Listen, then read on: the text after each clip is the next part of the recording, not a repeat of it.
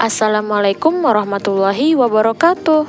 Hai teman-teman, bertemu lagi kita pada materi pembelajaran dengan dosen Hendra Haramain SE MPD. Pada kesempatan kali ini, kita akan membahas tentang pengantar akuntansi.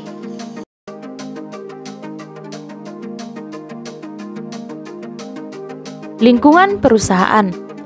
Secara umum, usaha atau perusahaan adalah suatu organisasi dengan sumber daya dasar seperti bahan baku dan tenaga kerja, digabung dan diproses untuk menyediakan barang atau jasa untuk pelanggan. Tujuan dari kebanyakan perusahaan adalah memaksimalkan keuntungan atau laba. Keuntungan atau laba adalah selisih antara uang yang diterima dari pelanggan atas barang atau jasa yang dihasilkan dan biaya yang dikeluarkan untuk input yang digunakan guna menghasilkan barang atau jasa. Ada pula perusahaan yang beroperasi dengan tujuan selain memaksimalkan keuntungan, yaitu perusahaan non-laba, di mana bertujuan untuk memberikan manfaat bagi masyarakat, seperti melakukan penelitian di bidang kesehatan atau juga perlindungan terhadap sumber daya alam. Contoh lainnya, seperti badan pemerintah yang mengoperasi pengelolaan air atau pabrik pengelolaan limbah dengan tujuan tidak mencari keuntungan. Untuk dapat menciptakan kekayaan sebagai tujuan pendiriannya, perusahaan harus melaksanakan 3 kegiatan utama, yaitu yang pertama, mendesain produk, barang, atau jasa yang sesuai dengan kebutuhan konsumen. Yang kedua, membuat produk secara efektif biaya. Yang ketiga, memasarkan produk secara efektif kepada konsumen. Dilihat dari bidang usaha yang digeluti dan produk yang dihasilkan, secara umum perusahaan dibedakan menjadi 3, yaitu perusahaan jasa, perusahaan dagang, dan perusahaan manufaktur. Perusahaan jasa adalah perusahaan yang produknya merupakan sesuatu yang bersifat non-fisik.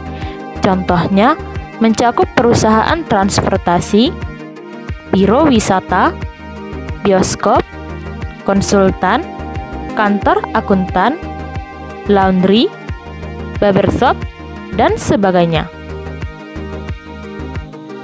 Perusahaan dagang adalah perusahaan yang membeli barang dari perusahaan lain dan menjualnya kepada pihak yang membutuhkan atau konsumen.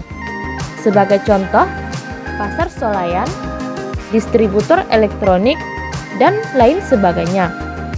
Jadi, fungsi perusahaan dagang adalah sebagai jembatan antara konsumen yang membutuhkan barang tertentu dan produsen yang membutuhkan barang tersebut.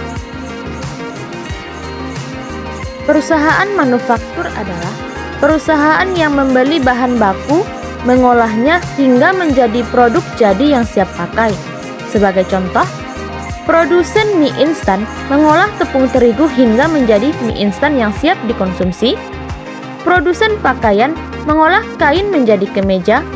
Produsen mebel mengolah kayu menjadi berbagai peralatan mebel. Perusahaan juga perlu memberikan informasi tentang prospek pengembangan perusahaan di masa mendatang kepada calon investor. Berikut merupakan orang atau lembaga yang berkepentingan secara langsung terhadap perusahaan, yaitu ada pemegang saham, pemerintah, kreditor, supplier, serikat pekerja, calon investor.